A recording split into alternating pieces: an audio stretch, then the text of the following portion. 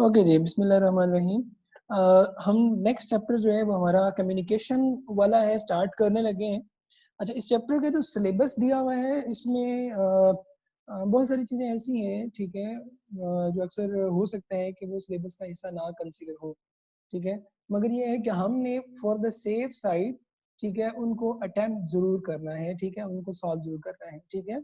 तो इसमें course content के अंदर जो है वो सबसे पहले तो उन्होंने नर्वस कोऑर्डिनेशन दिया हुआ है, ठीक हो गया, इन मैमल्स, ठीक है। मैमल्स में जो है नर्वस कोऑर्डिनेशन किस तरह से होती है, फिर उसके बाद न्यूरॉन्स, यानी जो नर्व सेल्स है वो हमारे पास कितनी कैटेगरी के हैं, सेंसरी हैं, इंटरमीडिएट या रिले हैं या मोटर न्यूरॉन्स हैं।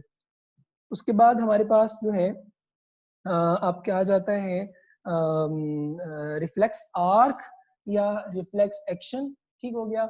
तो ये हम देखेंगे ये हमारे पास किस तरह से चल रहा होता है। और उसके बाद जो है नर्व इम्पल्स का सबसे ज्यादा जो ट्रिकी किस्म का, या आप कह सकते हैं कि जो स्टूडेंट्स को थोड़ा सा जो मुश्किल लगने वाला टॉपिक है वो हमारे पास ये है, इसका नर्व इम्पल्स का, क्योंकि इसके अंदर जो है वो हमारे पास जो है वो एक्टिव मेमोरी पोटेंशियल, ठीक है, और रेस्टिंग मेमोरी आरएमपी और एएमपी यानी दोनों मौजूद होते हैं, ठीक है। तो ये किस तरह से हमारे पास जो है वो इन्वॉल्व हो रहे होते हैं, किस तरह से, ठीक है, तो ये हम सारा पढ़ेंगे। और इसमें एमसीक्यूज जो है वो तकरीबन एंटी टेस्ट के अंदर जो है वो 12 दफा पूछे जाते हैं, तो इसी टॉपिक से आते होते हैं, ठीक है, ये नर्व इम्पल्स वाले टॉपिक से।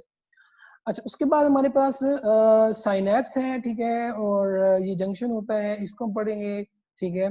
और चलें, जब तक हम साइनैप्स पढ़ेंगे आप लोगों ने एक काम करना है, जब मैं साइनैप्स वाला टॉपिक स्टार्ट करूंगा ना, तब तक आपने काम ये करना है कि एक वर्ड और मैं बता रहा हूँ, साइनेप्सिस, ठीक है। तो आपने इसमें और साइनैप्स में डिफरेंस फाइंड करके रखना है, तो जब मैं वहां पूछूंगा, ठीक है, तो वहां पे आप लोगों को जो है ये आना चाहिए, ठीक है।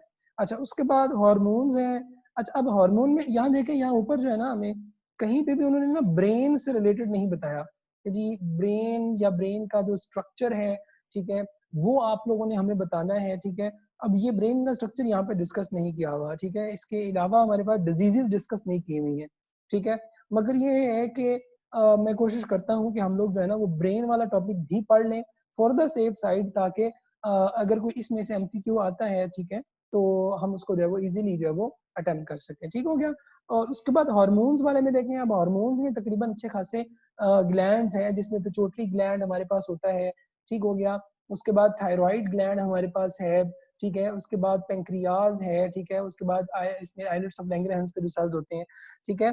इसी तरह गोनेड्स हमारे पास हैं, ठीक है। इसी तरह एड्रीनल ग्लैंड है, ठीक हो गया। तो इस तरह से नंबर ऑफ ग्लैंड्स हैं वो बुक में डिस्कस किए हुए हैं।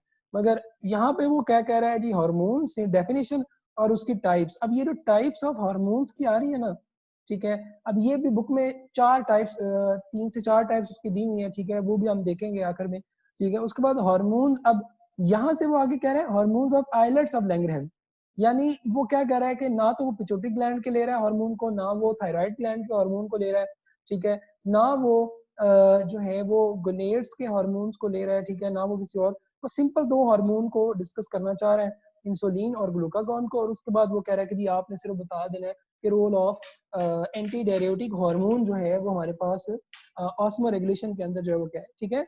मगर कोशिश करेंगे कि हम इसको भी जो है वो जो हार्मोन्स वाला जो टॉपिक है, ठीक है, इसको भी थोड़ा सा डिटेल में पढ़ लेंगे, क्योंकि इसमें जो पिट्यूटरी ग्लैंड है और जो गोनेड्स हमारे पास है, ठीक है, ये दोनों आपके डायरेक्ट लिंक है, ठीक है, किसके साथ, रिप्रोडक्शन वाले टॉपिक के साथ। और रिप्रोडक्शन में अगर हम जाएंगे तो वहां पे हमें जो है वो मेंस्ट्रुअल साइकिल पढ़ना पड़ेगा। मेंस्ट्रुअल साइकिल जो है उसके अंदर जो है हमें इसकी बहुत बहुत ज्यादा जरूरत पड़ेगी, तो इसलिए हम कोशिश करेंगे कि एटलीस्ट और नहीं तो आइलेट्स ऑफ लैंगरहैंस के अलावा हम पिट्यूटरी ग्लैंड को भी पढ़ लें और उसके बाद गोनेड्स को भी पढ़ लें, ठीक है, वो प्लस एड्रीनल ग्लैंड के हार्मोन को भी पढ़ लें, ठीक है। तो ताकि उसमें ये होगा कि जो इससे इंटरलिंक टॉपिक्स हैं, ठीक है, वो भी हमारे कवर हो जाएंगे, ठीक हो गया। और उसके बाद हमारे पास जो नेक्स्ट आ रहा है वो आ रहा है प्लांट हार्मोन्स, ठीक हो गया। प्लांट हार्मोन्स अगर हम देखेंगे तो प्लांट हार्मोन्स में प्लांट के अगर हम चैप्टर की तरफ जाते हैं ना, तो बहुत सारे हार्मोन्स को डिस्कस किया हुआ है, ठीक है। मगर अब यहाँ पे उसने 3 हार्मोन दिए हुए हैं, ऑक्सीजन दे दिया है, जिब्रेलिक एसिड दे दिया है और अब एसिटिक एसिड दे दिया, ठीक है। तो हम फिर एक काम करेंगे कि चैप्टर जो हमारा अगर हम पीटीबी से जाएंगे ना, तो पीटीबी से हमारा जो चैप्टर है जो आपका है क्या कहते हैं इसको, चैप्टर 17 आई थिंक सो बनता है, ठीक हो गया, कोऑर्डिनेशन एंड कंट्रोल वाला, ठीक है, कोऑर्डिनेशन एंड कंट्रोल। ये सारा का सारा आपने ये जो टॉपिक्स, ये सब टॉपिक्स दिए हुए हैं, ये सारे के सारे आपने चैप्टर 17 ऑफ पीटीबी वहां से देखने, ठीक है। और इसके अलावा मैं इसको थोड़ा सा कोशिश करता हूँ कि थोड़ा सा बस डिटेल में, इतना ज्यादा नहीं, यानी ये ब्रेन जो है ये हमारा हो गया पोर्शन, ठीक है। तो ये नॉर्मली ईटा से रिलेटेड भी कवर हो जाएगा, ठीक है। और हार्मोन्स को जब हम पढ़ेंगे तो हार्मोन में भी ईटा से रिलेटेड काफी हद तक चीजें कवर हो जाएंगी। इसीलिए इसके अलावा जो एफएमडीसी है उससे रिलेटेड भी चीजें कवर हो जाएंगी और नम से रिलेटेड भी इंशाल्लाह चीजें कवर हो जाएंगी, ठीक हो गया। तो अभी हम स्टार्ट लेते हैं। अच्छा, इसमें तो सबसे छोटा टॉपिक है, यहाँ से ये प्लांट हार्मोन्स का आ रहा है, ठीक है। तो मैं कंटेंट सारे डिस्कस करूंगा, हो सकता है कंटेंट कुछ ऊपर नीचे हो जाए, तो इसलिए आपने परेशान नहीं होना।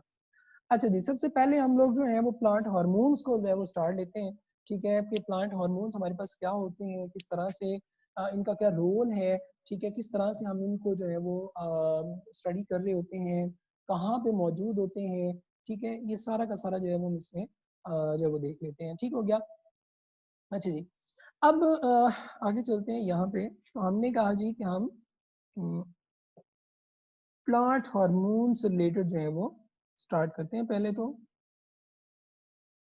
अच्छा जी, अब जो प्लांट हार्मोन्स हैं, याद रखना है कि हमारे पास जो नंबर ऑफ हार्मोन्स एग्जिस्ट करते हैं, पहली बात तो ये हमारे पास कि हार्मोन्स की अगर हम डेफिनेशन करना चाहें कि हार्मोन्स क्या होते हैं, ठीक है, तो हार्मोन्स की अगर हम डेफिनेशन करना चाहें तो आप ये कह सकते हैं कि जी केमिकल्स, ठीक है, या स्क्रीशंस, ठीक है, produced at one vision and utilize in the other, ठीक है। यानी एक जगह पे प्रोड्यूस होते हैं और किसी दूसरी जगह पे जाके एक्ट कर रहे होते हैं। वाई हार्मोन्स आर प्रोड्यूस, ठीक है। तो इसमें दो तीन चीजें याद रख लेनी है हमारे पास कि जब भी हमारे पास कोई इन्वायरमेंटल चेंज होता है, ठीक है, इन्वायरमेंटल चेंज है, या आप कह सकते हैं इसको मैं अगर कहूँ स्टिमुलाई, ठीक हो गया। स्टिमुलाई क्या होता है, any factor that brings the change, ठीक है। स्टिमुलाई क्या होगा, any factor that brings the change, ये क्या हो जाएगा, स्टिमुलाई, ठीक हो गया। अब इन्वायरमेंटल वो हो सकता है, वो इंटरनल चेंज भी हो सकता है, इंटरनल चेंज, ठीक हो गया। अब ये जो स्टिमुलाई होता है, इस स्टिमुलाई को, ठीक है, क्या होता है, रिसीव किया जाता है, ठीक है, आप ये कह सकते हैं रिसेप्टर के थ्रू, ठीक हो गया। और रिसेप्टर क्या करते हैं, उनको रिसीव करते हैं, ठीक है। और रिसीव करने के बाद जो है वो उसको भेज देते हैं किसके पास, कंट्रोल सेंटर के पास, ठीक हो गया। और कंट्रोल सेंटर फिर क्या करता है, इफेक्टर्स, अगर आपको याद हो हमने पढ़ा था इफेक्टर्स, और इफेक्टर्स जो है वो हमारे पास हमने पढ़ा था क्या होते हैं, मसल्स या ग्लैंड्स। ये दो चीजें थी, मसल्स थे या ग्लैंड्स थे, ठीक है। मसल्स या ग्लैंड्स के थ्रू क्या किया जाता है, मसल आपको पता है कि मूवमेंट में असिस्ट कर देते हैं। अब प्लांट्स में मसल तो नहीं होते हैं, मैं जस्ट आपको एक आइडिया बता रहा हूँ। ये ना कि यहाँ पे प्लांट लिखा हो तो परेशान हो रहे हो कि सर अब पता नहीं कहाँ पे चले गए। ये आपको एक आइडिया दे रहा हूँ, ठीक है, फिर मैं प्लांट्स की तरफ इसको लेके जाता हूँ। तो मसल हमारे पास, ठीक है, मूवमेंट में, और ग्लैंड्स यानी स्क्रीशंस करते हैं, और वो स्क्रीशंस हार्मोन्स की फॉर्म में होती हैं। इसी तरह फिर वो आके जो है ना इफेक्टर्स के थ्रू जो है वो क्या कर रहा होता है, वो उसका रिस्पॉन्स जो है वो आप कह सकते हैं जनरेट किया जा रहा होता है उसका, ठीक हो गया। खैर, अब अगर हम बात करते हैं ना प्लांट्स की कि हार्मोन्स क्यों रिलीज किए जा रहे होते हैं, तो हार्मोन्स जो है अगर हम इन केस ऑफ प्लांट बात करें, ठीक है, ये आपको होपफुली समझ आ गया होगा, तो मैं इसको एक दफा रेस करता हूँ, ठीक है। अगर हम बात करते हैं प्लांट के रेफरेंस से, ठीक है। तो याद रख लीजिएगा कि प्लांट में हार्मोन्स क्यों प्रोड्यूस होते हैं, व्हाई प्लांट प्रोड्यूस हार्मोन। इसमें आप कह सकते हैं कि स्टिमुलाई हमारे पास है। अब वो स्टिमुलस क्या हो सकता है, स्टिमुलस में बी ग्रोथ, ठीक हो गया, इन केस ऑफ प्लांट, ठीक हो गया। इसी तरह डेवलपमेंट हो सकती है, ठीक हो गया। डेवलपमेंट के रिजल्ट में हमारे पास जो है वो क्या हो सकता है, आप कह सकते हैं कि रिस्पॉन्स जनरेट किया जा सकता है, ठीक हो गया। यानी ग्रोथ, यानी ग्रोथ चल रही है हमारे पास, कोई डेवलपमेंट चल रही है, ठीक हो गया। अच्छा, कोई इन्वायरमेंटल फैक्टर है, ठीक है, इन्वायरमेंटल फैक्टर है। मिसाल के तौर पे कोई इंसेक्ट प्लांट पे अटैक करना चाह रहा है, ठीक हो गया।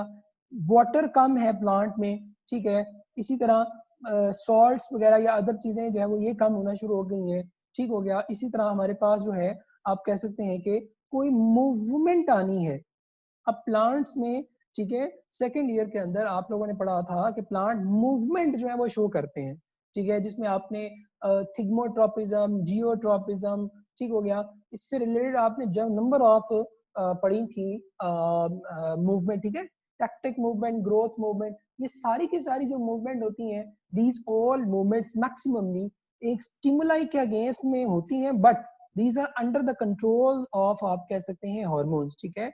यानी हॉर्मोन्स क्या करते हैं एक्चुअल में, ये जो हॉर्मोन्स हैं, ठीक है, ये क्या कर रहे होते हैं कि ये एक्चुअल में प्रोड्यूस होते हैं अंडर दीज सर्कमस्टांसेस, और उसके बाद फिर क्या किया जा रहा होता है, उनका रिस्पॉन्स जनरेट किया जा रहा होता है, ठीक है। ग्रोथ की जा रही होती है, डेवलपमेंट की जा रही होती है, तो उसमें नंबर ऑफ हमारे पास जो है वो हार्मोन्स आ जाते हैं, ठीक है। प्लांट्स के अंदर जो प्रोड्यूस होते हैं उनके अंदर हमारे पास जो है वो ऑक्सीजन्स हैं, ठीक हो गया।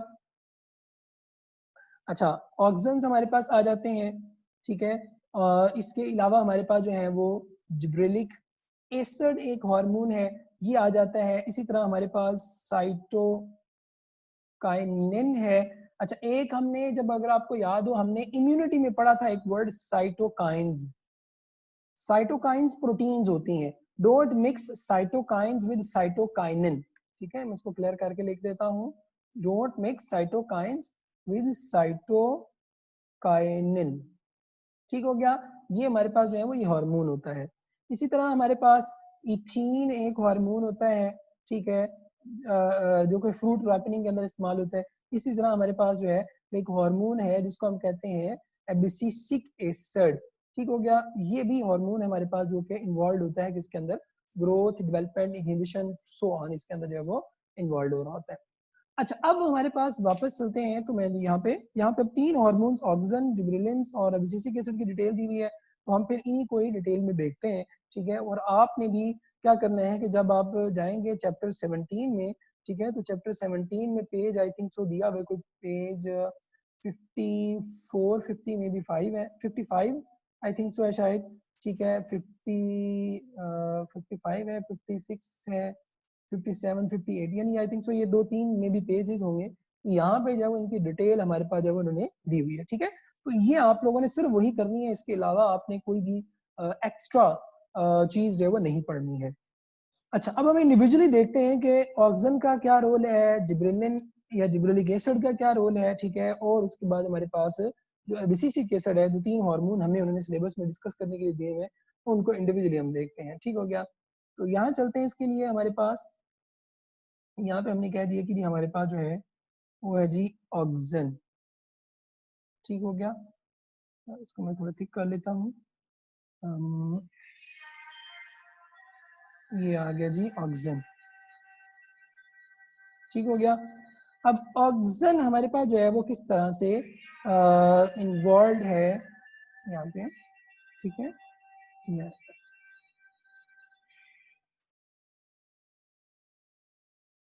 ठीक हो गया।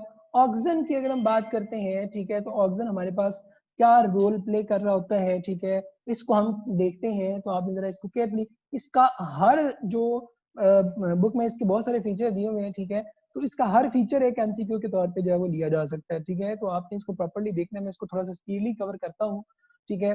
ऑक्सीजन हमारे पास जो है नॉर्मली, अगर हम इसकी बात करते हैं, ठीक है, तो इसका अगर वर्ड मीनिंग के सेंस में लेना, ठीक है, तो इसको, इसका नॉर्मली जो आ जाता है रोल, वो आ जाता है आप कह सकते हैं कि जी ग्रो के अंदर, टू ग्रो कह लें या टू इंक्रीज कह लें, ठीक है।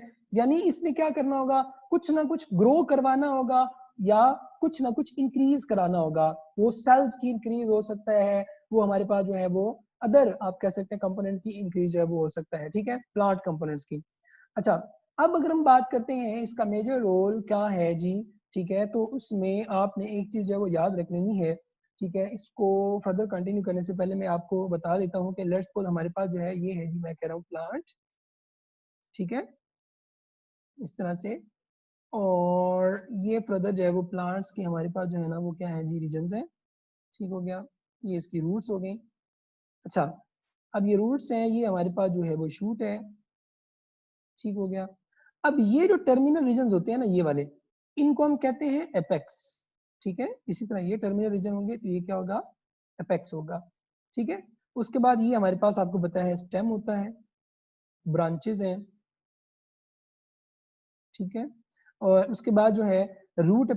अब जो हमारे पास शूट वाली साइड पे है, ठीक हो गया, इसको हम कह देते हैं शूट एपेक्स, ठीक है, इसको हम कहते हैं शूट एपेक्स। और जो रूट वाली साइड पे होता है उसे हम कहते हैं रूट एपेक्स, ठीक है। या एक और इसको भी नाम दे देते हैं अक्सर औकात, ठीक है, वो presence of the, because of the presence of the cells, तो इस एपेक्स रीजन के अंदर स्पेसिफिक टाइप ऑफ सेल्स होते हैं जिन्हें हम कहते हैं मेरी स्टेम सेल्स, ठीक हो गया। तो अब यहाँ पे जो शूट वाली साइड पे होंगे तो उसको हम कह देंगे शूट एपिकल मेरी स्टेम, ठीक। और इसी तरह जो रूट वाली साइड पे होगा उसको हम कंसीडर करते हैं रूट एपिकल, ठीक है, रूट एपिकल मेरिस्टेम, ठीक हो गया। ये अब आपने जो है वो याद रखना है। अच्छा, अब हमारे पास, इसको वापस लेके जाता हूँ यहाँ पे, तो इसमें जो हमारे पास सबसे पहला जो आप कह सकते हैं रोल आ जाता है, ठीक है, वो आप कह सकते हैं कि जी जो सिंपल मेजर जो उसका रोल आ जाता है वो इसमें आ जाता है शूट, शूट के अंदर स्टेम के अंदर जो है, यानी मेजर इसकी इन्वॉल्वमेंट किसमें होती है, स्टेम के अंदर जो है वो इन्वॉल्वमेंट होती है, रूट के अंदर इसकी कम इन्वॉल्वमेंट होती है। इसका ऑपोजिट जो हार्मोन है, मैं वो पहले वो लिखता हूँ, ऑपोजिट टू साइटोकाइनिन, ठीक हो गया। यानी ये साइटोकाइनिन के क्या करता है, ऑपोजिट जब एक्ट कर रहा होता है, क्योंकि साइटोकाइनिन ने रूट ग्रोथ में इन्वॉल्वमेंट शो करनी होती है, ठीक हो गया, जबकि ऑक्सिन ने शूट में जो है वो मोर इंपॉर्टेंट जो वो शो रोल प्ले करना होता है, ठीक हो गया। तो इसमें इसका जो रोल आ जाएगा वो आप ये कह सकते हैं कि जी इसका मेजर रोल आ जाता है, वो आप कह सकते हैं कि जो शूट स्टेम, यानी कह लें हमारे पास इसके अंदर जो सेल्स हैं, ठीक है, सेल इनलार्जमेंट के अंदर जो है वो क्या है हमारे पास है, ठीक है, ठीक है, involve in the cell enlargement आ सकते हैं बिहाइंड अपेक्स,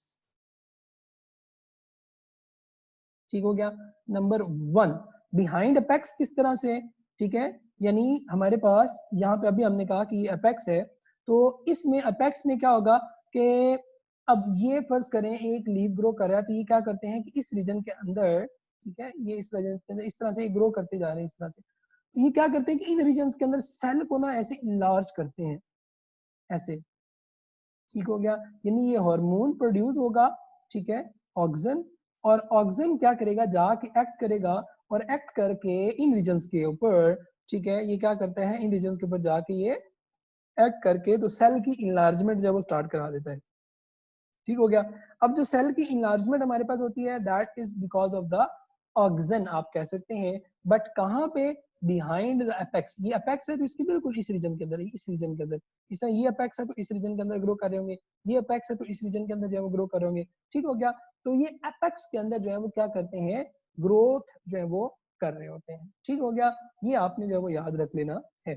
पहला तो उसका आ गया जी ये हमारे पास रोल। इसके अलावा हमारे पास आप कह सकते हैं कि सेल डिवीजन को प्रमोट कर रहा होता है, ठीक है, ऑब्वियसली सी बात है, ठीक है, कि सेल डिवीजन को जो है वो क्या कर रहा होता है, रोल प्ले कर रहा होता है, ठीक है, ये आपने याद रख लेना है। अच्छा, इसी तरह अगर हम बात करते हैं कि इसके अलावा इसका जो है वो क्या रोल है आप कह सकते हैं, तो याद रख लीजिएगा कि इसमें रूट में जो है वो इसकी बहुत कम आप कह सकते हैं इन्वॉल्वमेंट होती है। ठीक हो गया, तो आप कह सकते हैं कि involve in low growth, involve in low growth of roots. ठीक है, यानी रूट्स की जो हमारे पास ग्रोथ है उसमें जो है वो बहुत कम हद तक जो है उसकी इन्वॉल्वमेंट होती है। ठीक है, इवन इवन इवन आप ये भी कह सकते हैं कि ये जो है ना ये क्या करता है, इनहिबिट कर रहा होता है रूट्स को, रूट ग्रोथ को। ठीक है, इनहिबिट रूट ग्रोथ कर ले। ठीक हो गया, ये एक याद रख लीजिएगा, क्योंकि इसने प्रमोट करना होता है स्टेम को, रूट को ये स्टेम नहीं करेगा इसलिए इसको इनहिबिट करेगा और हमारे पास जो है आ जाता है इसके अंदर। ठीक है, ग्रोथ के अंदर। ठीक है, तो ये आपने जो है वो याद रख लेना।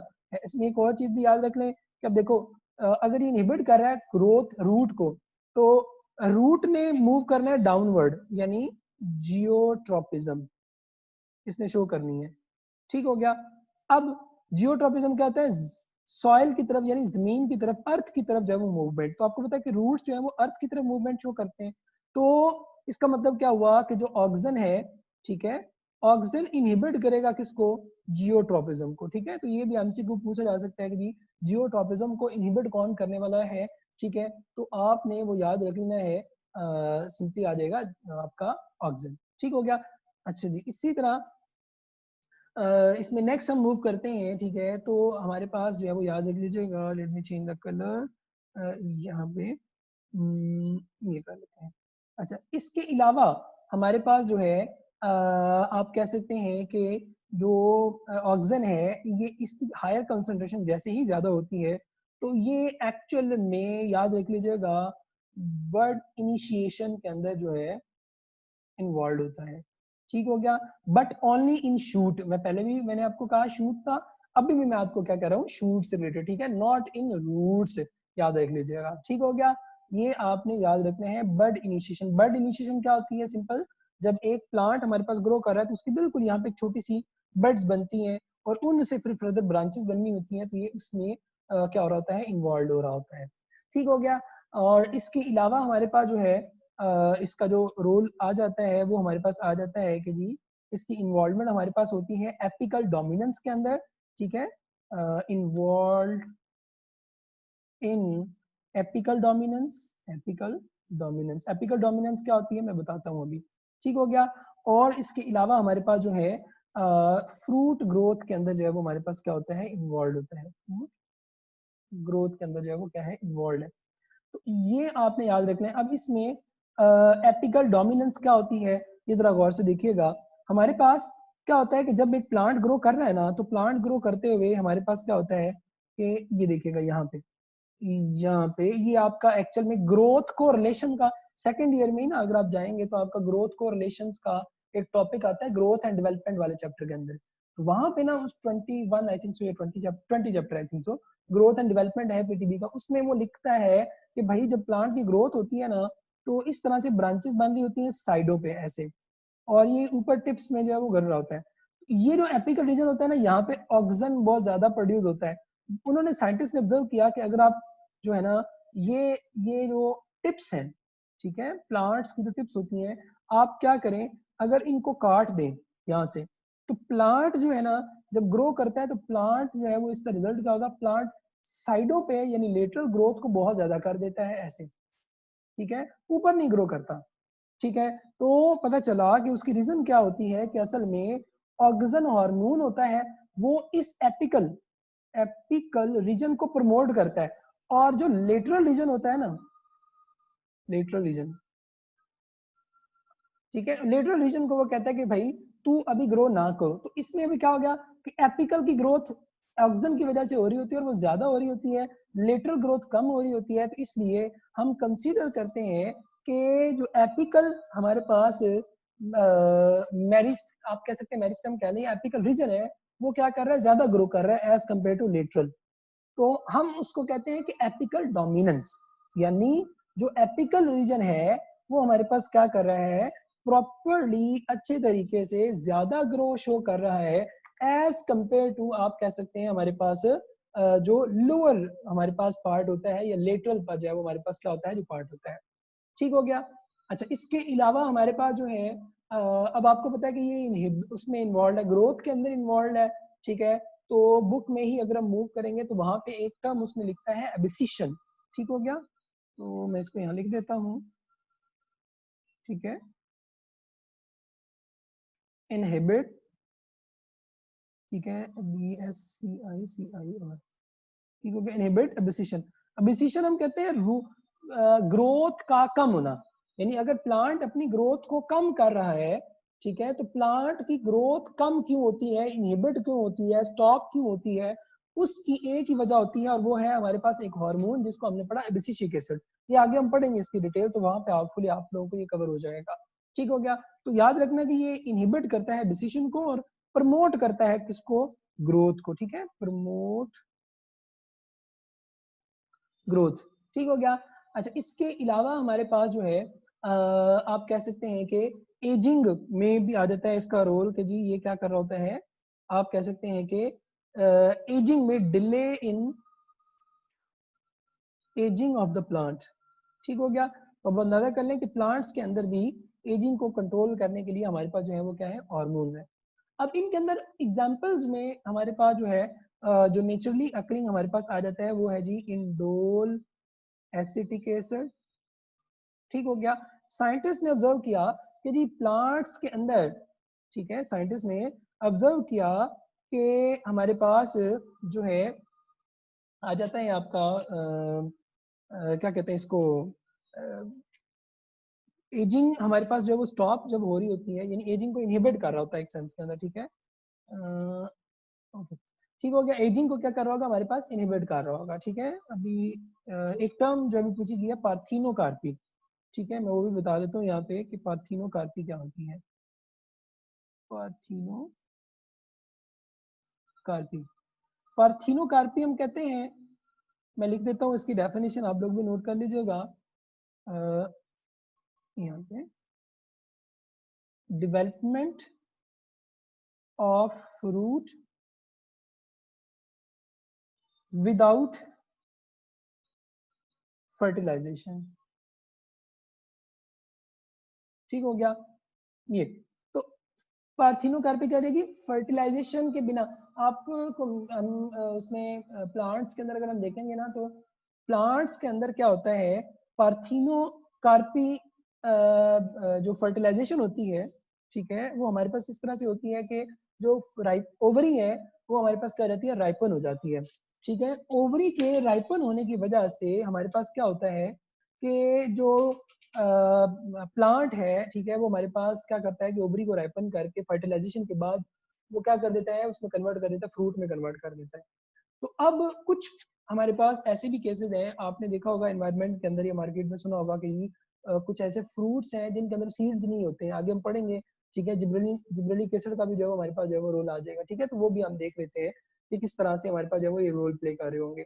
अच्छा, एक तो ये आ जाता है हमारे पास, ठीक है, कि किस तरह से ये इन्वॉल्व होते हैं। तो ये एक्चुअल में आप कह सकते हैं इंड्यूस, ठीक है, इंड्यूस पार्थिनोकार्पी।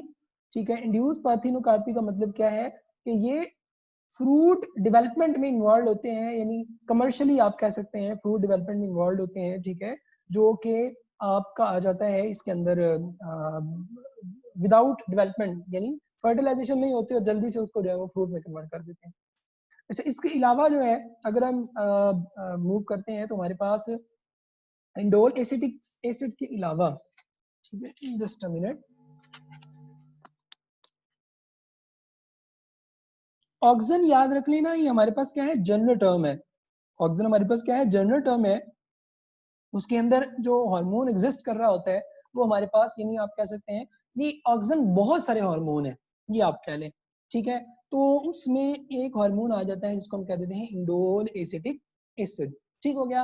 अच्छा, इसके अलावा जब इंडोल एसिटिक एसिड प्लांट्स में साइंटिस्ट ने ऑब्जर्व किया, तो साइंटिस्ट ने देखा कि यार अगर प्लांट्स के अंदर इंडोल एसिटिक एसिड एग्जिस्ट करता है, वुड इट पॉसिबल कि हम जो है वो खुद से भी कोई हार्मोन जो है वो क्या करें, प्रोड्यूस कर सकें, ठीक है। तो फिर साइंटिस्ट ने क्या किया कि कमर्शियली आप कह सकते हैं कुछ हार्मोन जो है वो बनाए, खुद से जो है वो प्रोड्यूस किए, ठीक है। तो उनमें हमारे पास जो है एक तो हार्मोन, ये आपकी बुक में ही बल्कि इसकी एग्जांपल भी लिखी हुई है, तो ये आप लोगों ने याद रख लेनी है। हमारे पास एक तो है 2,4-D, ठीक हो गया। और दूसरा हमारे पास जो हार्मोन की एग्जांपल हमारे पास आ जाती है वो NAA है, ठीक हो गया। और 2,4-D हमारे पास जो है ये आ जाता है इसमें मैं इसका कंप्लीट नेम भी लिख देता हूँ, ठीक है। ये आ जाएगा हमारे पास चेंज द कलर, यस, ठीक है। इसको हम कह देते हैं 2,4 die chloro phenoxy acidic acid, ठीक हो गया, एसिटिक एसिड, ठीक है। ये अब आपने नाम याद रखने हैं, ये ना एंटी टेस्ट में उसने जो है वो 2,4-D पूछा हो, ठीक है, तो वहां पे आप जो है वो कंफ्यूज हो कि यार ये पता नहीं क्या है। इसी तरह NAA है, ठीक है, तो NAA हमारे पास जो है वो नेफ्थलीन है, ठीक हो गया, N नेफ्थलीन हो जाता है और AA हमारे पास एसिटिक एसिड हो जाएगा, ठीक है। तो ये अब आपने जो है वो याद रखने है, ठीक है। इसमें बुक में इसके जो है वो रोल भी दिए हुए, ठीक है। लाइक नेफ्थलीन जो है वो हमारे पास जो Na है, ठीक है, इसके हवाले से जो है वो नॉर्मली जो दिया हुआ है कि पार्थिनोकार्पी के अंदर जो है वो मेजर इसकी जो यानी साइंटिस्ट क्या करते हैं कि या जो हमारे पास बॉटनिस्ट हैं, ये क्या करते हैं कि जो इन हार्मोन्स हैं जो कमर्शियली प्रोड्यूस किए हैं, इनको वो क्या करते हैं फ्रूट्स वगैरह के अंदर जो है वो यूज करते हैं, यानी प्लांट्स को विदाउट फर्टिलाइजेशन जो है यानी यूज किया जाता है, यानी पार्थिनोकार्पी के अंदर आप कह सकते हैं इसको यूज करते हैं, ठीक है। यानी विदाउट फर्टिलाइजेशन NAA को यूज किया जाता है विदाउट आप कह सकते हैं उसमें फर्टिलाइजर के तौर पे, ठीक हो गया। इसके अलावा जो है जो 2,4-D है, इसके नंबर ऑफ रोल हमारे पास आ जाते हैं। मिसाल के तौर पे मैं इसको साफ कर लेता हूँ, यहाँ पे लिख देता हूँ, ठीक है। 2,4-D का हमारे पास नंबर ऑफ रोल है, मिसाल के तौर पे ये उसको फ्रूट्स की जो खराब होना है, ठीक है, उनको, और इवन जो है आपकी उसमें आ जाता है पोटैटो के हवाले से लिखा हुआ है कि जी पोटैटो की जो खराब होना है, स्प्राउटिंग है, ठीक है, उसके अंदर जो वो क्या करते हैं उसको इनहिबिट कर रहे होते हैं, यानी उसको स्टॉप करते हैं, ठीक है। स्टॉप पोटैटो स्प्राउटिंग आप कह लें, ठीक हो गया, यानी उसको क्या कर रहे होंगे सिंपली इनहिबिट वो कर रहे होते हैं। इसके अलावा जो है आप कह सकते हैं कि अक्सर औकात आपने देखा होगा कि जब प्लांट ग्रो कर रहा है तो उसके ऊपर फ्रूट लगते हैं और आप कह सकते हैं कि प्री मेच्योर या कच्चे फ्रूट ही जो है ना वो गिरना शुरू हो जाते हैं, ठीक है। तो वो किसकी वजह से गिर रहे होते हैं, वो ऑक्सीजन की डेफिशिएंसी की वजह से गिर रहे होते हैं, ठीक है। तो ये आपसे पूछ सकते हैं कि जी एक फ्रूट जो है वो अगर गिरा है, ठीक है, और वो इमेच्योर है, अभी कंप्लीट राइपन फ्रूट नहीं है, तो उसकी क्या रीजन हो सकती है। तो आपको माइंड में होना चाहिए कि there might be deficiency of oxygen, ठीक है। तो उसकी वजह से हम क्या कर रहे होते हैं इसमें फिर जो फर्दर जो है वो 2,4-D जो है वो उसमें ऐड कर रहे होते हैं, ठीक है। और इसके अलावा जो है वो हमारे पास सिलेक्टिव वीड किलर के तौर पे भी इसको कुछ हद तक जो है वो यूज किया जाता है। आपको पता है कि प्लांट जब ग्रो करते हैं, प्लांट्स में क्या होता है कि जो आपने कभी फील्ड्स वगैरह में देखा हो, कभी विजिट किया हो, तो अगर हमने कोई वीट अगर ग्रो की है, ठीक है, या अगर हमने कोई कॉटन ग्रो की है या हमने राइस ग्रो किया है, तो आपने देखा होगा कि बिल्कुल छोटी छोटी जड़ी बूटियां जो है वो क्या होती हैं, उनकी बहुत ज्यादा होती हैं। अच्छा, इनका नुकसान क्या होता है, यानी ये जो जड़ी बूटियां होती हैं, ठीक है, इनका नुकसान क्या होता है, इनका नुकसान ही होता है कि सॉइल में ना क्या होते हैं जो न्यूट्रिएंट्स होते हैं, ठीक है, सॉइल न्यूट्रिएंट्स, ये इन बड़े प्लांट्स के साथ compete करके ना ये जो छोटे छोटे बहुत सारी जड़ी बूटियां होती हैं, यानी जो वीड्स होती हैं, ये वीड्स क्या करती हैं, उनको आप कह सकते हैं मुकाबला करके तो सॉइल से वीट की डेफिशिएंसी जो है वो करना शुरू, उसकी न्यूट्रिएंट की डेफिशिएंसी जो है वो करना शुरू कर देंगे। जब न्यूट्रिएंट की डेफिशिएंसी शुरू कर देंगे तो सूरत में क्या होगा हमारे पास कि ये एक्चुअल में अफेक्ट होगा इसका, ठीक है, इनके ऊपर, और इसकी प्रॉपर ग्रोथ नहीं हो पाएगी जो एक्चुअल प्लांट हम ग्रो करना चाह रहे हैं, ठीक है। अच्छा, इसी तरह नेक्स्ट मूव करते हैं तो हमारे पास आ जाता है इसका क्या कहते हैं एबिसिसिक एसिड का। अब एबिसिसिक एसिड जो है वो उल्टा है किसके, ऑक्सीजन के, ठीक है। ऑक्सीजन क्या कर रहा था, हमने पढ़ा कि मैं इसको सिंपल ए लिखूंगा, ए स्टैंड फॉर एबिसिसिक एसिड, ठीक हो गया। अच्छा, अब एबिसिसिक एसिड के हवाले से अगर हम बात करेंगे, ठीक है, तो इसमें आपने याद रख लेना है कि इसका भी मेजर रोल जो है आ जाता है फ्रूट, इसके अंदर फ्रूट रैपनिंग के अंदर बाय द वे वैसे तो, मगर इसका इफेक्ट क्या होता है कि ये हार्मोन इसके ऑक्सिन के एंटागोनिस्टिक, एक याद रख लीजिएगा, ठीक है, एंटागोनिस्टिक एक्ट का, एंटागोनिस्टिक का मतलब कहता है ऑपोजिट एक्ट का, एंटागोनिस्टिक, ठीक हो गया। तो उसके ऑपोजिट जो है वो मैं क्या करेगा, असिस्ट जो है वो करेगा, ठीक हो गया। अच्छा, इसके अलावा जो है मैं इसको अगर हम बात करते हैं ऑक्सिन की, ऑक्सिन क्या कर रहा था, शूट ग्रोथ में इन्वॉल्व था, तो ये क्या करेगा, इनहिबिट करेगा, ठीक हो गया, इनहिबिट, ठीक है, जिस तरह, ठीक है, हमने कहा कि ऑक्सिन का ऑपोजिट जो है वो हमारे पास साइटोकाइनिन है, इसी तरह एबिसिसिक एसिड जो है वो क्या करेगा, इनहिबिट करेगा, inhibit growth in shoot and root. अब रूट की डेवलपमेंट कौन कर रहा था, साइटोकाइनिन, शूट की डेवलपमेंट कौन कर रहा था, ऑक्सिन। इसका मतलब है एबिसिसिक एसिड ऑक्सिन और साइटोकाइनिन दोनों के अगेंस्ट में जो है वो क्या कर रहा होता है, एक्ट कर रहा होता है, ठीक है, ये आपने जो है वो याद रख लेना है।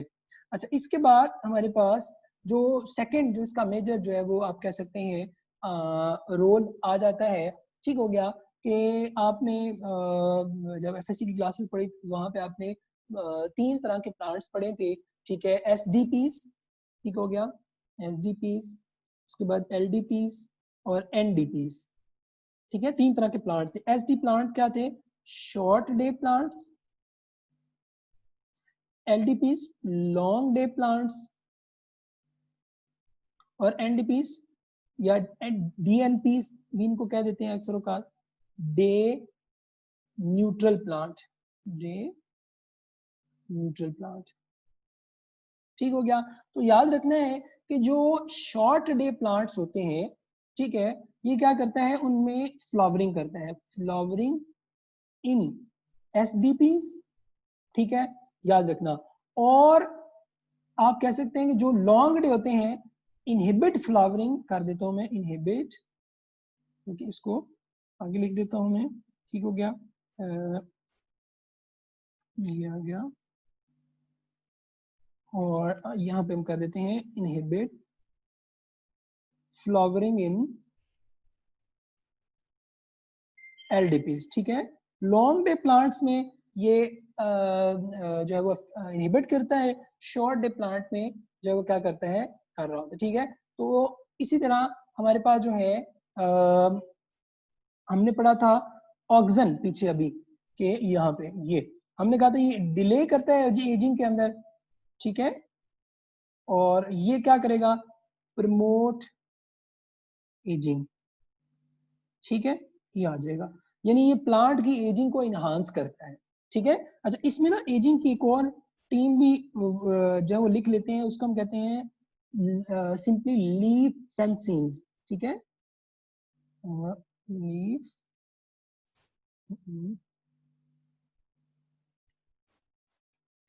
SCENS, ठीक हो गया, लीफ सेंसिस, ठीक है। तो ये एजिंग का एक्चुअल में दूसरा आप कह सकते हैं नाम है, ठीक है।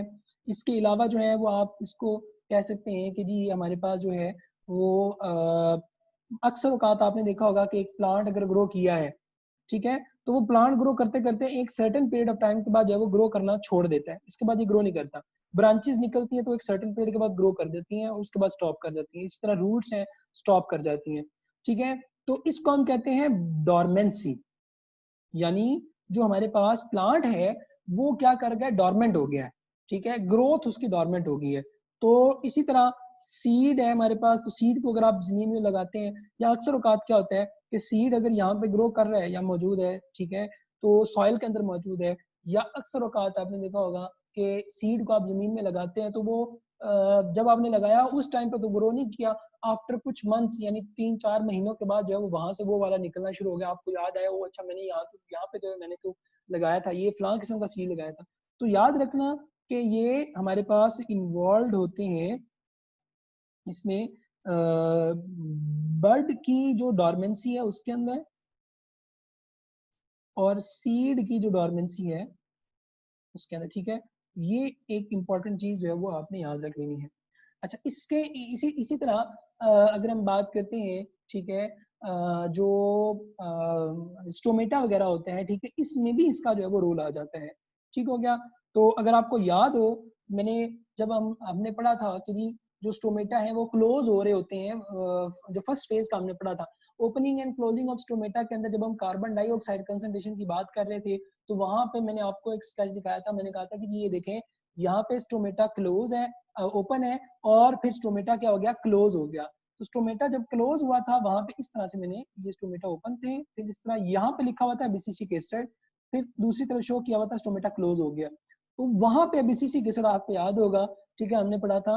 ये एक्चुअल में आप कह सकते हैं कि क्लोजिंग ऑफ स्टोमेटा के अंदर जो है वो इन्वॉल्व होते हैं। और ये क्लोजिंग ऑफ स्टोमेटा अंडर आप कह सकते हैं स्पेसिफिक कंडीशंस में जो है वो होती है, ठीक है, जब स्पेशली वाटर शॉर्टेज जो है वो आप कह सकते हैं होता है, ठीक है, यानी अगर वाटर की डेफिशिएंसी होगी है तो उस सूरत में हमारे पास क्या होगा, जो है ये किया जाएगा, आप कह सकते हैं वाटर को एक सेंस में जो है वो किया जाता है, ठीक है, स्टोमेटा को सॉरी क्लोज किया जाता है, ठीक है। अच्छा, ये हो गया। इसके बाद हमारे पास लास्ट जो प्लांट से रिलेटेड हमारे पास हार्मोन है, ठीक है, वो हमारे पास है जी जिब्रेलिक एसिड या जिब्रेलिन्स, ठीक है, मैं इसको यहाँ पे इन शॉर्ट लिख रहा हूँ, जिब्रेलिक एसिड, ठीक हो गया। अब जिब्रेलिक एसिड की अगर हम बात करते हैं, जिब्रेलिक एसिड का क्या रोल है, ठीक है, इससे रिलेटेड एक एमसीक्यू जो है वो आई थिंक सो 2010-11 में जो है वो आया हुआ है कि जो जिब्रेलिक एसिड है इट इज प्रोड्यूस्ड बाय, यानी अगर आप इसको कमर्शियली प्रोड्यूस करना चाहते हैं तो आप इसको किससे प्रोड्यूस करते हैं, तो आप याद रख लीजिएगा, इससे एक एमसीक्यू रिलेटेड आप लिख सकते हैं कि जी जो जिब्रेलिक एसिड है, ठीक है, जिब्रेलिक एसिड है हमारे पास,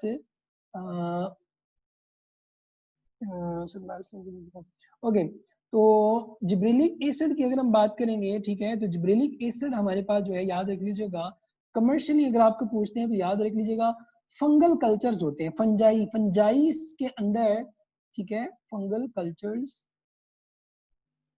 आर यूज्ड टू ऑब्टेन, ठीक हो गया, ऑब्टेन जिब्रेलिक एसिड, ठीक हो गया। फंगल कल्चर को क्या किया जाता है, यूज किया जाता है, किस लिए, ग्रो करने के हवाले से, यानी जिब्रेलिन्स को, जिब्रेलिक एसिड को जो है वो ऑब्टेन करने के हवाले से, ठीक हो गया। इसी तरह हमारे पास जो है, अच्छा, अब जो मेजर जो हार्मोन है ना प्लांट के अंदर, वो ऑक्सिन होता है, साइटोकाइनिन होता है, या बीसीसी एसिड होता है। बाकी जो हार्मोन है लाइक जिब्रेलिक एसिड हो गया या इथीन हो गया, इनका मेजर रोल क्या होता है कि ये ऑक्सिन के साथ मिल करना, आप कह सकते हैं सिंक्रोनाइज्ड इफेक्ट जो है वो शो करते हैं, यानी मिलकर इकट्ठा जो है वो काम कर रहे होते हैं। मिसाल के तौर पे अब ऑक्सिन के अंदर हमने पढ़ा था कि वो रूट ग्रोथ में, उसमें सेल इनलार्जमेंट के अंदर, सेल डिवीजन के अंदर जब इन्वॉल्वमेंट था, तो यहाँ पे भी आप ये कह सकते हैं कि helps the auxin in cell division and cell enlargement, ठीक हो गया। सेल डिवीजन में इन्वॉल्वमेंट है और सेल इनलार्जमेंट के अंदर जो है हमारे पास क्या होता है, इन्वॉल्व होता है, ठीक है। इसी तरह आप कह सकते हैं कि जो प्लांट्स हैं, ठीक हो गया, उनके अंदर जो है वो नॉर्मली हमारे पास क्या होता है कि ये एक्चुअल में बोल्टिंग में इन्वॉल्व होते हैं, ठीक है, इन्वॉल्व इन बोल्टिंग। आपने ये सिर्फ ना वर्ड याद रख लेने, ठीक है, बोल्टिंग हो गया, ठीक है, cell enlargement and cell division हो गया, सिर्फ वर्ड याद रखेंगे आपको, बाकी जो है वो सारा और नॉर्मली पता चल जाएगा, ठीक हो गया। अच्छा, अब हमारे पास जो है बोल्टिंग हमारे पास क्या होती है, सबसे पहले तो ये बोल्टिंग की क्या सिचुएशन होती है। बोल्टिंग हम कहते हैं कि अगर एक प्लांट ग्रो कर रहा है, ठीक है, लेट्स सपोज एक प्लांट ग्रो कर रहा है, ठीक हो गया, तो प्लांट में क्या होता है कि आपको पता है कि इनिशियली जब एक सीड हम लगाते हैं तो सीड का बिल्कुल ऐसे एक इनिशियली नन्ना मुन्ना सा निका सा पीदी सा पौधा जो है वो निकलता है, और वो आहिस्ता आहिस्ता क्या होता है, फिर रूट्स निकलती हैं और आहिस्ता आहिस्ता आहिस्ता आहिस्ता क्या होता है, वो इस तरह से इलार्ज होता जाता है, ठीक हो गया, ये बिल्कुल इलार्जमेंट जो है वो होनी शुरू हो जाती है। अब हमारे पास जो आप कह सकते हैं कि जो बोल्टिंग का है, ठीक है, इसमें क्या होता है कि जो स्टेम है ना, ठीक है, स्टेम है, ये बहुत ज्यादा इनलार्ज हो जाता है, बहुत ज्यादा लॉन्ग हो जाता है, ठीक है। तो आप ये कह सकते हैं, अगर मैं इसको लिखूं तो आप कह सकते हैं कि जी एक्सट्रीमली ग्रो लॉन्ग स्टेम, ठीक है, ग्रोथ, सिंपल, ठीक हो गया। तो ये बोल्टिंग में जो हमारे पास इन्वॉल्व हो जाएगा। अच्छा, इसके अलावा जो है वो हमारे पास जो है वो उसमें इन्वॉल्व होता है पार्थिनोकार्पी में, जिस तरह था ऑक्सन था, पार्थिनोकार्पी में इन्वॉल्व था, सेम इसी तरह जो है वो आप कह सकते हैं कि इन्वॉल्व इन पार्थिनोकार्पी, ठीक हो गया। आपने एक काम ये याद रखना है कि इसका जो डिफरेंस है ना, यानी वो फंक्शन जो ऑक्सन का नहीं है और जिब्रेलिक एसिड का है, आपने वो याद रख लेना है, क्योंकि कॉमन तो सारों के फंक्शन है। क्योंकि एंटीटेस्ट में पूछा जा सकता है कि जी ये इसका फंक्शन है या नहीं है, नंबर वन। ये पूछा जा सकता है कि अच्छा ये सब का फंक्शन है कि नहीं है, कॉमन फंक्शन है, ठीक है। तो इसलिए ये आपको याद होना चाहिए, ठीक है। ये आपने याद रख लेना है कि हमारे पास कॉमन फंक्शन के लिहाज। अच्छा, इसके अलावा अब जिब्रेलिक एसिड जो है इन्वॉल्व होता है हमारे पास, involve in breakage of bud and seed dormancy. अभी हमने पढ़ा कि जो हमारे पास जो जिब्रेलिक एसिड है, ठीक है, वो क्या कर रहा था, सॉरी जो एबिसिसिक एसिड था, ये क्या कर रहा था, सी डोरमेंसी को प्रमोट कर रहा था। ये जो है वो क्या करता है, सी डोरमेंसी को ब्रेक जो है वो कर रहा होता है, ठीक हो गया। इसके अलावा हमने पढ़ा कि जी हमारे पास जो है वो ऑक्सन जो है वो इन्वॉल्व होता है इसके अंदर सी डोरमेंसी, उसमें एपिकल डोमिनेंस के अंदर, ठीक है। तो ये भी हमारे पास जो है वो एपिकल डोमिनेंस के अंदर जो है वो इन्वॉल्व होते हैं, ठीक है, इन्वॉल्व इन एपिकल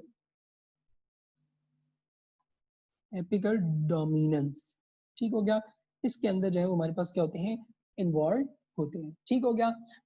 इसके अलावा हमारे पास जो है वो आप कह सकते हैं कि जिस तरह एबीसीसी प्रमोट कर रहा था, सॉरी जो ऑक्सन था वो डिले कर रहा था, ठीक है, एजिंग के अंदर, ठीक है। तो ये भी क्या करता है, डिले इन एजिंग या लीफ सेंसिंग, ठीक है। तो ये हमारे पास जो है वो आ जाता है, ठीक हो गया।